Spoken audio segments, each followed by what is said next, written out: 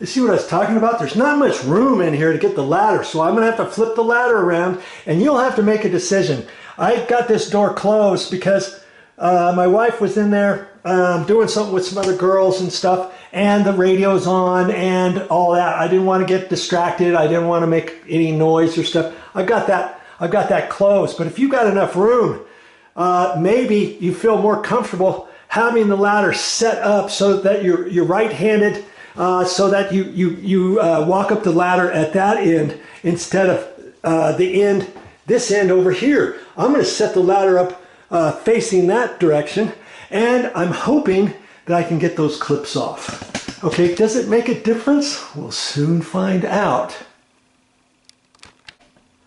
Okay, I got you on the back counter here as far as I can, and I'm just going to make a trial run with this ladder to make sure that the ladder is situated properly before I start moving this. If I can see it and see, I've got to get the clips. I'm going to try to get the clips off on my side rather than trying to reach over here where I can't see and I can't really use the force of my fingers over here. So I've got to do this side here, which means I got to move my ladder over to the left a little bit, okay, and kind of see if I feel comfortable right there. I think I do, because this one's going to be trickier for me than the one in the back because I'm right-handed, and I may have to kind of finagle this a little bit and be careful with it. So I think that's the first one I want to tackle. Okay, so I think I'm ready right there.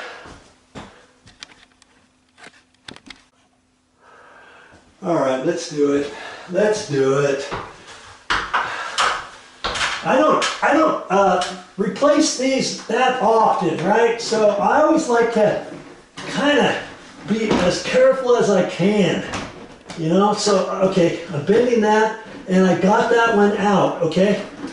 All right, so now I'm kind of hanging on to it, making sure it doesn't want to whoosh like that and fall off or something. I don't think it will though, because this one's still clipped over here and this side is still clipped. Okay, so now I think I'd like to get right up here so I can see where that clip is, and see if I can't get my finger. Okay, yeah, there, I got it. Way easier than the last one.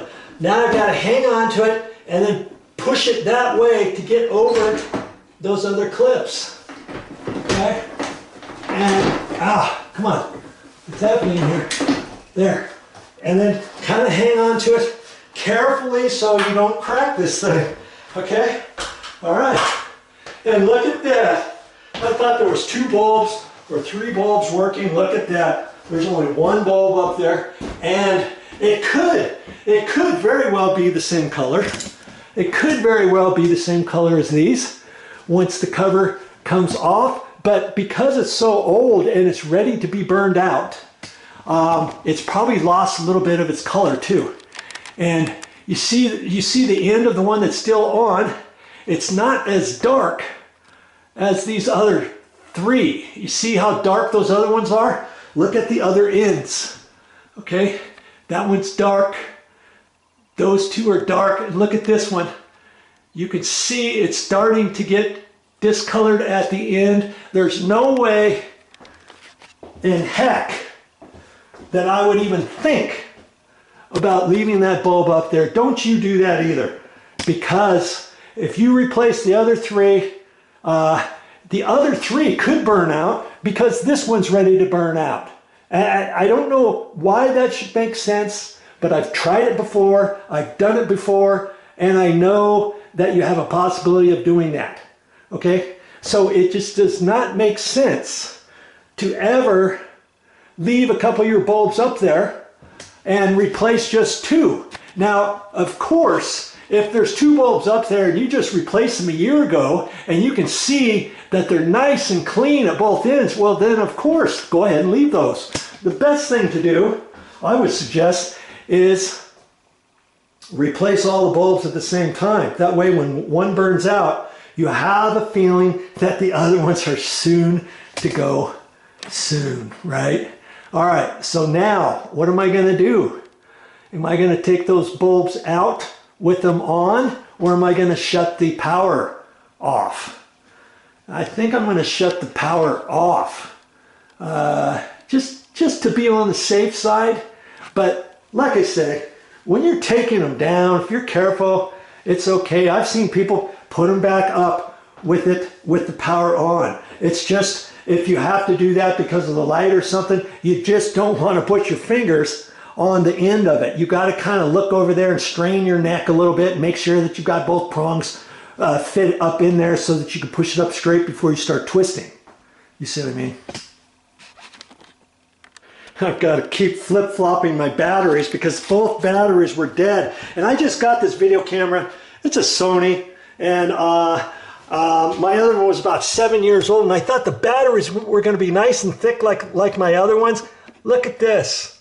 This is the size of the battery nowadays. Can you believe that? I was going to get some big old fat ones, and when it came, small little ones like that, and two came in there, so I just have to keep one charged, and I just have to keep going back and forth with the one that's in my video camera. You know, probably what I should do is buy another charger. They might have one on Amazon I can get that's a double, and then maybe buy 2 or 3 more of these batteries. That way I've always got one totally fully charged to the maximum. That's probably what I should do. All right, on with it.